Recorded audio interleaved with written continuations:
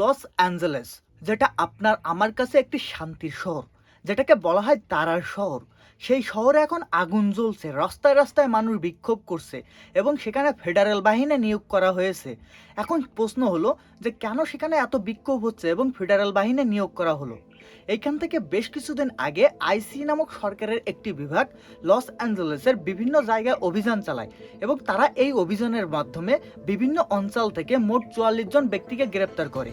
আর এই ৪৪ জন ব্যক্তিকে বিনা অপরাধে তারা গ্রেপ্তার করে এবং তাদের পরিবার লোকগুলো তাদের থেকে বিচ্ছিন্ন হয়ে পড়ে এবং আতঙ্কে ছোট ছোট করে আন্দোলন শুরু করে এবং তাদের এই আন্দোলনে বিভিন্ন এরিয়া থেকে মানুষ যোগ দিতে থাকে এবং তাদের এই আন্দোলন এতটাই শক্তিশালী হয়ে ওঠে যে সরকার হস্তক্ষেপ করতে বাধ্য হয় এবং সরকার সেই আন্দোলন নিয়ন্ত্রণ করার জন্য টিয়ার গ্যাস, রাবার বুলেট এবং সেনাবাহিনী মোতায়েন করে এবং বিভিন্ন অঞ্চল থেকে তারা মোট ৭০০ মেরিন সেনা ও ২০০ ন্যাশনাল গার্ড লস অ্যাঞ্জেলেসে নিয়ে আসে। এই ঘটনার পর স্থানীয় সরকার ও স্থানীয় প্রশাসন এটাকে অবৈধ বলে ঘোষণা করে।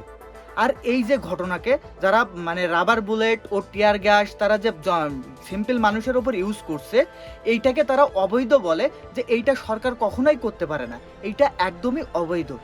এখন আমেরিকা, যেটা পৃথিবীর সুপার পাওয়ার ধরা হয়, যাকে ম্যাক্সিমাম মানুষ যাদেরকে সমীহ করে চলে এবং যাদেরকে আইডল মনে করে, সেই রকম একটা কান্ট্রি এখন আইনের নামে যদি এমন অত্যাচার করে, সেটা কি বিশ্বের কাছে গ্রহণযোগ্যতা পাবে?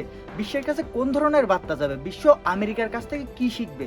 যেখানে প্রত্যেকটা দেশ আমেরিকাকে ফলো করে। আমেরিকা বিশ্বের নাম্বার 1 ডেমোক্রেটিক কান্ট্রি, যে আমেরিকাকে ফলো করে বিশ্বের অন্য অন্য কান্ট্রিগুলো তাদের মতো হইতে চায়, সেই আমেরিকা যদি অন্যায়কে এইভাবে প্রশ্রয় দেয়, আন্দোলনকে এইভাবে দমাতে চায়, তাহলে বিশ্বের কাছে কোন ধরনের নিউজ যাবে? আপনার মতামতটি কমেন্টে জানিয়ে দেবেন এবং ভিডিওটিকে লাইক করতে ভুলবেন না।